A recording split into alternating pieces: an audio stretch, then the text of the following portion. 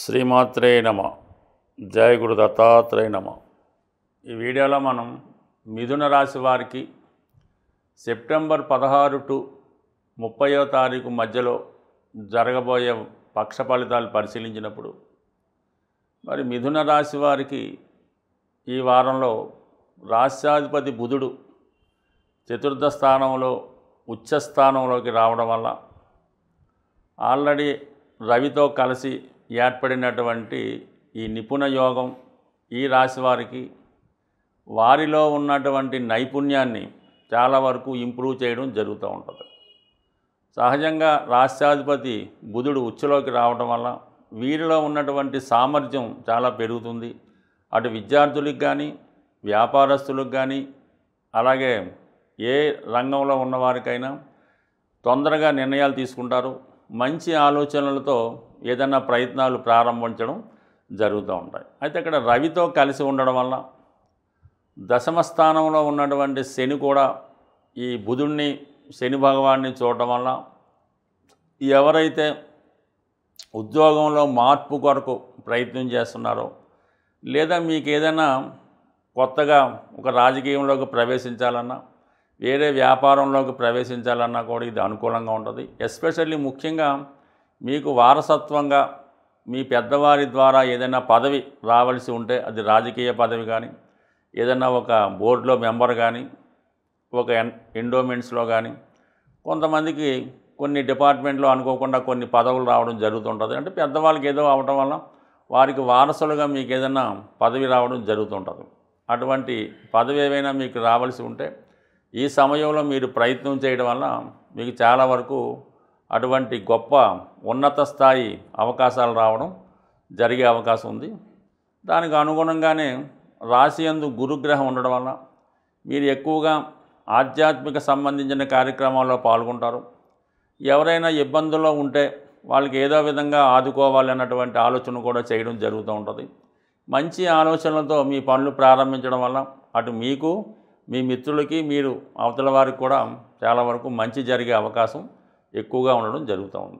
Especially ఈ సమయంలో మీకు ఈ గురువు అలాగే బుధుడు ఈ రెండు గ్రహాలు కూడా మీకు అనుకూలంగా ఉండడం వల్ల అటు సప్తమ భావ ఫలితాలు దశమ భావ ఫలితాలు కూడా చాలా అనుకూలంగా ఉంటాయి. అంటే ముఖ్యంగా వివాహానికి సంబంధించినటువంటి ప్రయత్నాలు ఏమైనా ఉంటే అవి కంపల్సరిగా మీకు దగ్గరలోనే వివాహం నిశ్చయమయ్యే అవకాశం ఉంది. అంటే మీరు ఏదైనా ఒక ఆఫీస్లో పనిచేస్తున్నా ఒక సంస్థలో ఉన్నా అక్కడ పరస్పరం పరిచయం ద్వారాను పెద్దల అంగీకారం ద్వారాను ఈ సమయంలో వివాహ ప్రయత్నాలు నెరవేరే అవకాశం ఉంది. అలాగే వైవాహిక జీవితంలో చిన్న చిన్న సమస్యలు లాంటివి ఏవైనా ఉంటే అవి కూడా ఈ సమయంలో ఒక అండర్స్టాండింగ్ రావడం జరుగుతూ ఉంటుంది. అలాగే ఈ సమయంలో మీ జీవిత భాగస్వామి యొక్క హోదా పెరగడం వారికి మంచి అవకాశాలు రావడం వ్యక్తిగతంగా వారి యొక్క ఆదాయం కూడా పెరుగుతుంది. ఇక దశమ స్థానం అక్కడ అష్టమాధిపతి శనిగ్రహం ఉండడం తృతీయాధిపతి దృష్టి దశమం మీద పడడం వలన సడన్గా వృత్తిలో మార్పుకి మీరు ప్రయత్నాలు చేయడం జరుగుతూ ఉంటుంది. సరే కొంతమందికి చేస్తున్నటువంటి ఉద్యోగంతో పాటు అదనంగా కొన్ని పనిభారం పెరగడం కానీ కొత్త అవకాశాలు రావడం కానీ సాధారణంగా జరుగుతుంటాయి. సో ఏదైనా ఈ రాశి వారికి ప్రధాన గ్రహాలన్నీ అనుకూలంగా ఉండడం అయితే ఎస్పెషల్లీ శుక్రుడు కూడా 3వ స్థానంలో ఉండడం వల్ల ఈ ప్రయాణాల్లో కానీ వ్యక్తిగతంగా మీ కొలీగ్స్ కానీ కొత్త వారితో మీకు పరిచయం ఏర్పడుతుంది. బాగా అనుభవజ్ఞులైనటువంటి పెద్దవారితో అది ముఖ్యంగా స్త్రీలతో ఏర్పడినటువంటి పరిచయం మీ జీవితాన్ని ఒక కొత్త మలుపు తిరిగే అవకాశం ఉంది. అంటే ఇక్కడ శుక్రుడు స్త్రీగ్రహం కాబట్టి తృతీయ స్థానం అనేది స్నేహితుల్ని చెప్తూ ఉంటుంది. మీకు తోడబుట్టిన వాళ్ళు కూడా కావచ్చు. కేతువుతో కలిసి ఉండడం వల్ల వారు చాలా అనుభవజ్ఞులై ఉంటారన్నమాట. ఆ కారణం వల్ల అనుభవజ్ఞులైనటువంటి స్త్రీలు మీకు అంటే మీ వృత్తి వ్యవహారాల్లో కానీ వివాహ విషయాల్లో కానీ వ్యక్తిగత విషయాల్లో కానీ వారి యొక్క సలహాలతో మీ జీవితం ఒక మలుపు తిరగబోతూ ఉంటుంది. అది ఆధ్యాత్మిక రంగం అవ్వచ్చు, వ్యాపార రంగంలోకి వెళ్ళచ్చు, అది విద్యార్థులైతే ఒక మంచి మార్గంలోకి వెళ్ళడానికి కూడా ఈ గ్రహస్థితి మీకు చాలా అనుకూలించే అవకాశం ఉంది. సో ఇవన్నీ అలా ఉన్నప్పుడు కూడా కుజుడు పంచమ స్థానంలోకి రావడం జరిగింది. అయితే ఈ మిథున రాశి వారికి కుజుడు చాలా ఇబ్బంది పెట్టే గ్రహం. ఏ భావంలో ఉన్న ఆ భావానికి కొద్దిగా ఇబ్బంది పెడుతుంటాడు. మరి పంచమంలో కుజుడు రావడం వల్ల ఏదైనా లవ్ అఫేర్స్లో ఉన్న వాళ్ళకి కొద్దిగా బ్రేకప్స్ లాంటివి రావడం జరుగుతూ ఉంటాయి.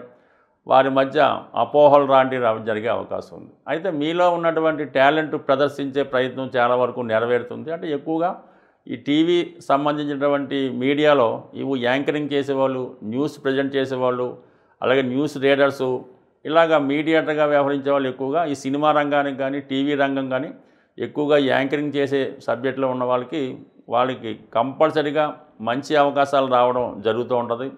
సూటిగా డైరెక్ట్గా వ్యవహరించడం వల్ల కొంతమందికి అది నచ్చి మిమ్మల్ని వారు మళ్ళీ ప్రోత్సహించడం, తగు విధంగా ఆదాయం పెరగడం కూడా జరిగే అవకాశం ఉంది. సో ఏదైనా ఈ రాశి వారికి ఈ సమయంలో స్థిరాస్తి కొనాలనే మీ ఆలోచన తప్పకుండా నెరవేరుతుంది.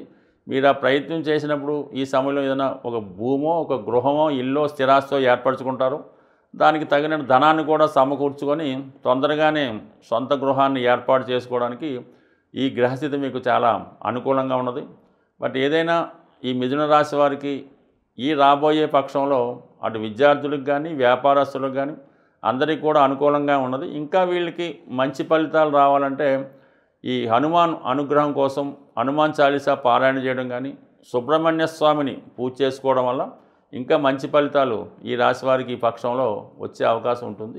ఏదైనా జ్యోతిష శాస్త్ర ప్రకారం ముఖ్యమైనటువంటి ఉద్యోగం, పెళ్ళి, సంతానం ఇటువంటివి మనకి ఆలస్యం అవుతున్నప్పుడు కంపల్సరిగా దానికి సంబంధించినటువంటి గ్రహాలకి పరిహారం చేసుకోవాల్సి ఉంటుంది. ఇప్పుడు ముఖ్యంగా వివాహం, సంతానం ఈ రెండిటికి పరిష్కారం చేసుకోవాలనుకున్నప్పుడు సులభంగా మీ యొక్క జన్మజాతకంలో 5వ స్థానాధిపతిని తెలుసుకోవాల్సి ఉంటుంది. ఈ 5వ స్థానాధిపతి అంటేనే మన పూర్వపుణ్యాన్ని ఈ జన్మలో అనుభవించడానికి చేస్తూ ఉంటాడనమాట.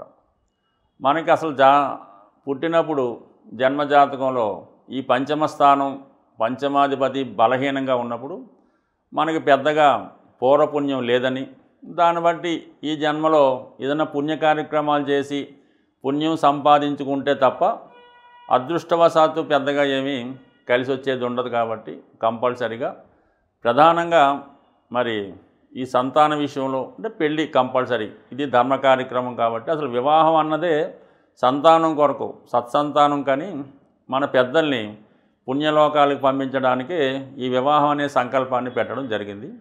ఈ వివాహం జరగకపోయినా, వివాహం అయి పిల్లలు కలగకపోయినా మరి మీ జాతకంలో పూర్వపుణ్య స్థానాధిపతి తీసుకొని ఆ పూర్వపుణ్య స్థానాధిపతి ఏ పాపగ్రహంతో కలిసి ఉన్నాడా, లేదంటే ఏదన్నా ఇంకొక శుభగ్రహంతో కలిసి ఉన్నాడా అన్నది తెలుసుకొని ఆ కలిసి ఉన్నటువంటి పాపగ్రహానికి మనం కంపల్సరిగా పరిహారం చేసుకుంటూ మన పూర్వపుణ్య స్థానానికి సంబంధించినటువంటి గ్రహానికి కూడా పరిహారం చేసుకోవాల్సి ఉంటుంది. అంటే పూర్వపుణ్య స్థానాధిపతి, పంచమాధిపతి బలం చెందాలంటే దానం రూపంలో దాన్ని ఇంప్రూవ్ చేసుకోవాల్సి ఉంటుంది. అంటే అది భూదానమా, గోదానమా, సువర్ణదానమా, ఏదన్నా సరే మీ యొక్క స్థాయిని బట్టి పంచమాధిపతికి దానం రూపంలో బలం చేసుకుంటే పూర్వపుణ్యం జనరేట్ అవుతుంది.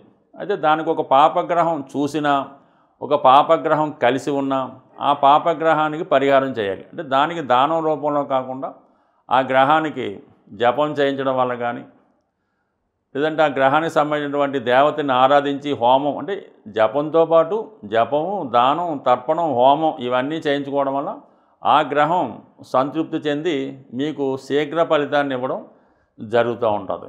అంటే దీనికి ఇంకా సులువైన టెక్నిక్గా మనం తెలుసుకోవాలనుకుంటే ఏదైనా మనకి ఒక పాపగ్రహ ప్రభావం జలతత్వ రాశుల్లో పడినప్పుడు అభిషేకం ద్వారా, అగ్నితత్వ రాశుల్లో పడినప్పుడు హోమం ద్వారా ఈ పరిహారం చేసుకోవడం వల్ల మరింత తొందరగా ఆ పరిహారం మనకి లభించే అవకాశం ఉంది. అయితే నేను చెప్పినటువంటి ఈ రెమెడీ కొద్దిగా జ్యోతిష శాస్త్ర పరిజ్ఞానం ఉన్న వాళ్ళకి అర్థమవుతుంది. ఇక సాధారణ వాళ్ళ యొక్క జ్యోతిష్కుని చూపించుకొని తగు విధంగా ఈ పరిహారం చేసుకోవడం వల్ల ఒకవేళ జరగకపోయినా ఏం లేదు, మీరు ఏదన్నా పంచమ స్థానాధిపతి, పంచమ స్థానం ఈ పూర్వపుణ్యాన్ని ఇంప్రూవ్ చేసుకుంటే అటు స్త్రీలకు సౌభాగ్యయోగం, మగవారికి అదృష్టయోగం అన్నీ కూడా సమకూరుతూ ఉంటాయి. దానివల్ల ఏంటంటే సరైనటువంటి జ్యోతిష్కుడి వద్ద జాతకాన్ని చూపించుకొని దానం రూపంలోనే ఈ పంచమాధిపతిని ఇంప్రూవ్ చేసుకుంటే